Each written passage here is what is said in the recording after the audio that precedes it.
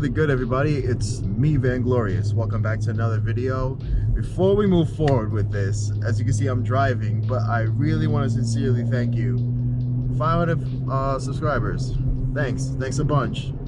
Each and every one of you has helped me get here to this point. So let's keep going up. Let's keep bringing this up. So our next milestone will be 1,000 followers. So let's get to 1,000. Like, comment, and subscribe.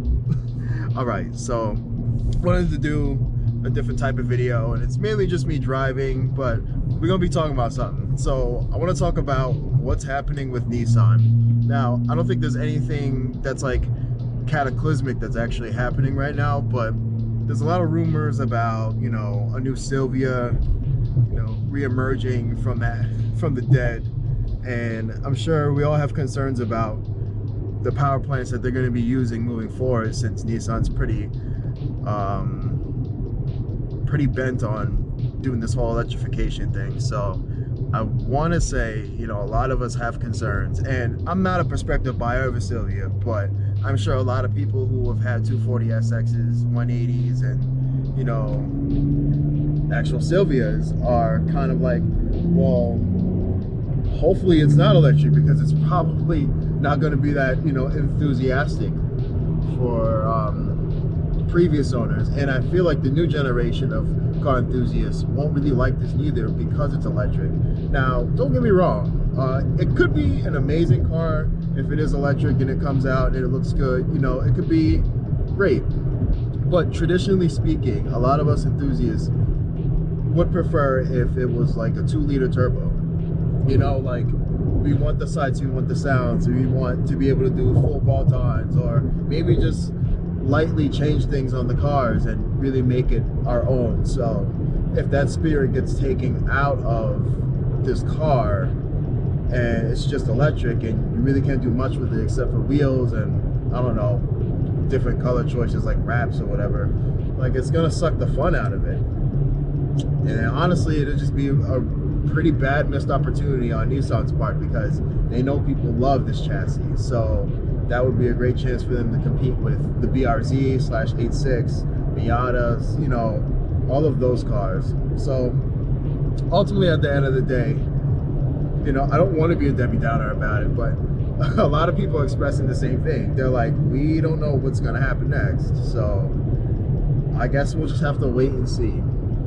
So another topic that's really been making its rounds, and I see a lot of it is in the VR30 community, but it just feels like a lot of people aren't really happy that the VR30 is being taken out of the Z that was given to Emelia Hartford, because she received the Z and a GTR, and the whole, I guess the whole goal of this thing was to put a VR38 into the Z and, you know, make it a drag car. Now, it is neat because ultimately we've seen it in a drift car with Chris Forsberg's car, and now we're seeing it in a drag car, and they're, you know, doing the whole thing up, and they're doing it right, which is great.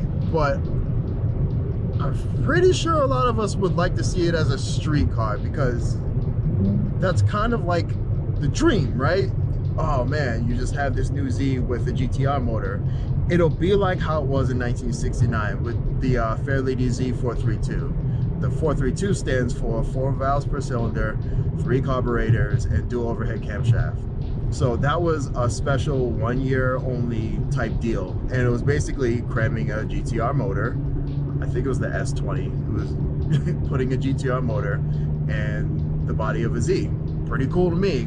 They honestly could make a lot of money, and it could be like a cash grab, because who's not gonna want to buy it that has the money? You know, like, it'll instantly sell out. They could release 1,000 of these things and all of them will be sold like the first week. It would just be really momentous and special. Again, kind of one of those things where, like, we know they have plenty of blocks that are probably available for the GTR since they recently discontinued it. I think it would be kind of sick if that was like the true final send-off to the VR38, but that's just me. That's kind of what I would do if I was somewhere on that executive panel. Like, y'all need to bring the VR38 in the Z officially as a street car. You know, probably not with the all-wheel drive. You know, you can't you can't make everybody happy, but you know, stick to the recipe. It was rear-wheel drive, it had a GTR motor, and it was limited. Do the same thing, sell like hotcakes. So who knows? But speaking of GTRs, in tandem with disease, so I really don't know what to think about this, and it's been on my mind on and off, and it doesn't really weigh me down in a sense where I'm thinking about it all the time because I'm not in the market for a GTR, but it just makes you wonder, now that the R35 is discontinued, we're all expecting an R36, and we're all expecting it to be just as good as the R35 was.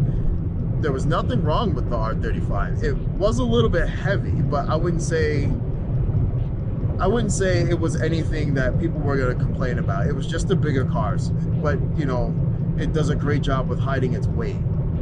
Kind of like the M5, same thing. They both hide their weight pretty well. But my thing behind it is that, again, the whole electrification thing. So if they really, really are gonna double down on this electrification, they're gonna lose so many supporters. And I mean, a lot of the legacy owners that might have any of the R series GTRs, meaning R32 through 35, those cars are gonna go up. They're gonna go through the roof because those will officially be the last offerings of ICE engine or internal combustion engine GTRs.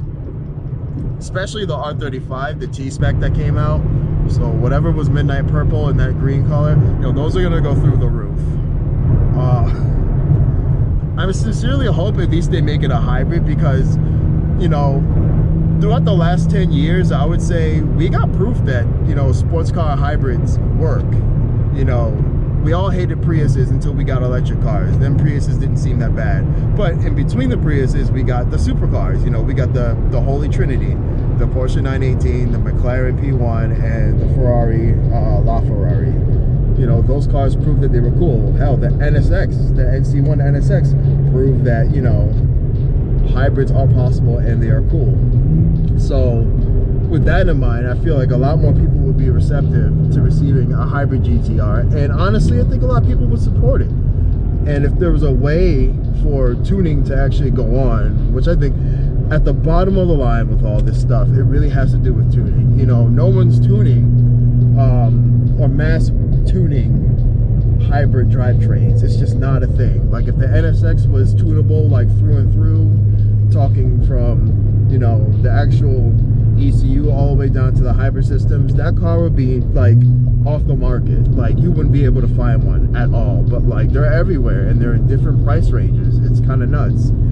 Don't get me wrong, like the car by itself is fantastic. Like if you told me to buy an NSX tomorrow and I had the cash, I would, because it's an awesome car. You don't see it often. It does everything right. Sure, it's a Honda product for 6 figures, but when you really think about how special the car is, you know, in comparison to what it is that you see, yeah, it's pretty sick.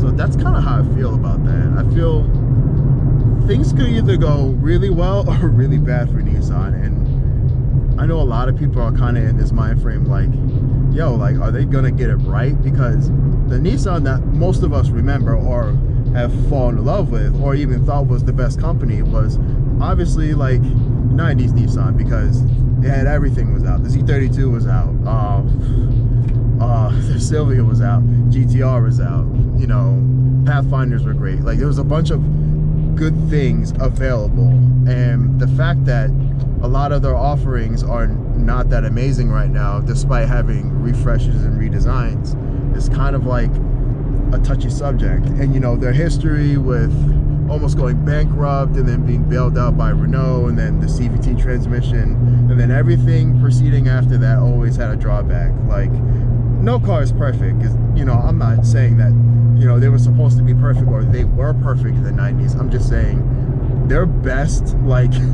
their best effort for, you know, the sports car segment, it was tremendous then. And again, I was a kid during that, so I couldn't tell you about what really was going on. I just know things got really too expensive at one point and sports cars stopped becoming the wave, And you know, eventually all those offerings cost them so much money because, you know, in this market for sports cars, you know, they're trying to make money, but you know, as soon as they push something like this out, they're losing money. But the best thing you could do is, you know, have people be involved with these things, and they become lifelong loyalists. Like, so long as you put out a new version in a car, usually people hop into it if they're familiar with it. So, you know, it's funny how like the sports car ecosystem works. So that's kind of how I feel about that. So you can see I'm not really able to open it up because this is my life. You know, I come home from work and I deal with not too far open, not too far open road. Like, I can get it when I want to get it, but the stretches don't really open up that great, and there's always something next to me. But yeah, I thought this would be like a neat, like, little thing that we could do.